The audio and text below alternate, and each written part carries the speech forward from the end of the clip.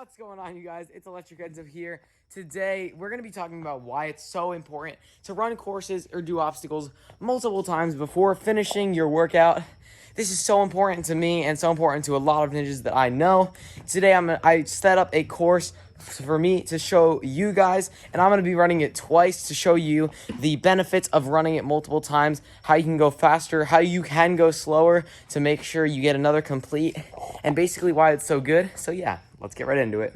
This is going to be a medium level course. There's going to be nothing super endurance-y other than the last obstacle, but most of it is not going to be speed. It's going to be like a more techy and more just medium level difficulty course. So yeah, let's talk about why running twice or 3 times is so important.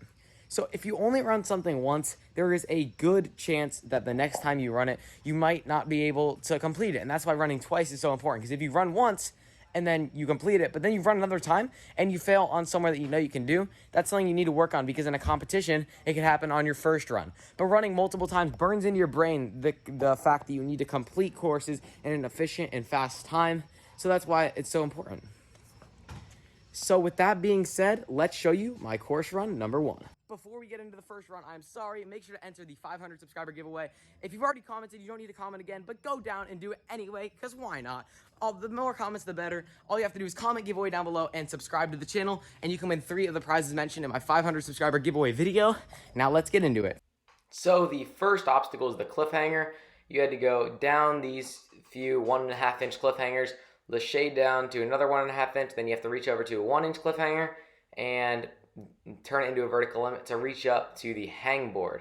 The hangboard is up there, and then you had to do an awkward backwards dismount. You can see that the dismount was really awkward, but I still ended up getting it. Next was the tricky balance. You had to go across the slack line, taking my time here to make sure. Then you had to hop down to this upside down Bosu ball, reach to the devil steps, go to the next upside down Bosu ball, then walk across the line. Then you had to go to the shadow, walk across where the shadow was, and go across the teeter-totter and jump past the line on the dismount. Then you had to run over to this hook cone.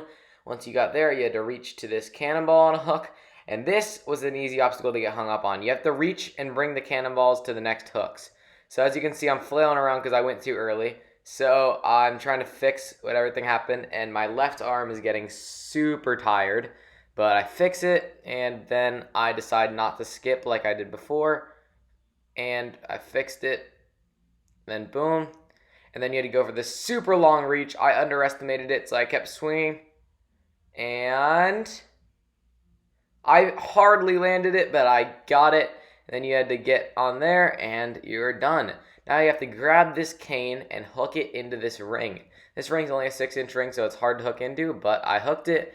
And you had to reach up to the cane and then go down to the flying squirrel, go to the nunchucks, go to the Moravsky hold, take one backswing, and dismount past the line.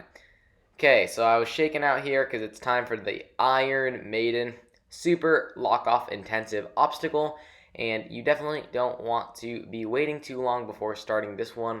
So I go up there, I'm making sure that I keep my L's and I'm very controlled. And usually in my old courses, I would always put this obstacle at the start and just go super quickly.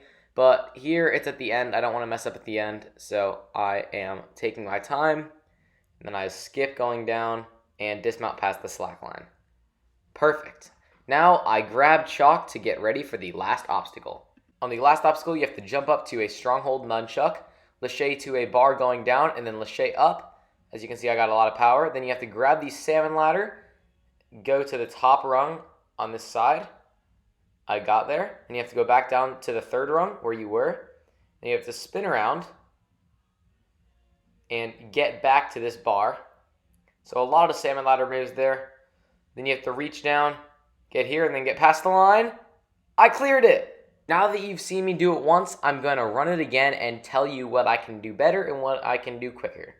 So, starting out with the cliffhanger, I have some new techniques. Once I got here, I went a little quicker, and instead of doing that weird dismount, I kicked my feet forward first, so I didn't have to push off the wall in a really awkward way, and I dismounted even further with that new and improved technique.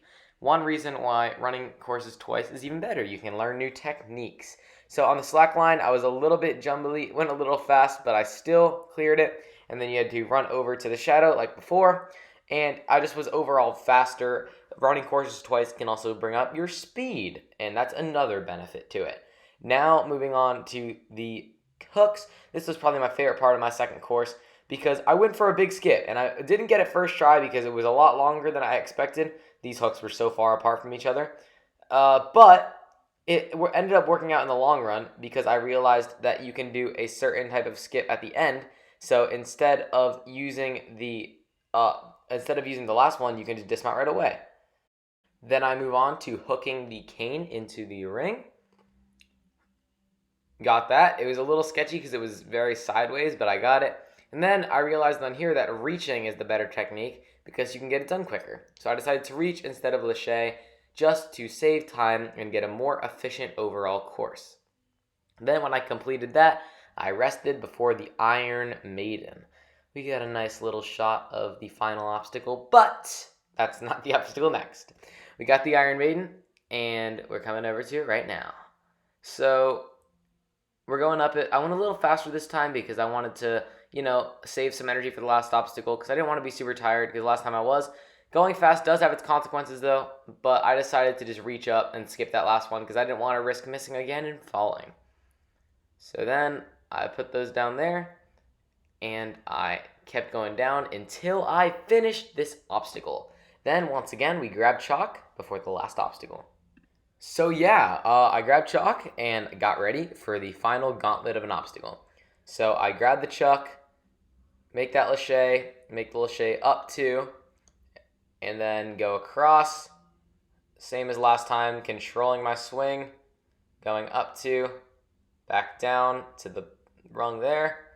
Then you have to come back around and get up there until you can reach up to the bar. Then you have to go down to here. Almost kicked the cameraman in the face, and then I dismounted and cleared the course once again. So yeah, you guys, with my second run, I was able to make some improvements for my first one. If you think you're not going to complete, make sure to take that extra swing and do it. At Elijah Browning's house, I fell on the devil steps because I didn't take that extra swing that I needed. So it definitely happens in comps, and it's definitely needed. So make sure to do that. And with that, we're going to end the video. Thank you guys so much for watching. If you enjoyed this video about why you should run courses twice, please make sure to like, subscribe, comment down below, share this with your friends, family, everyone you know. It helps me out so much more than you could ever know. And I will see you guys in the next one.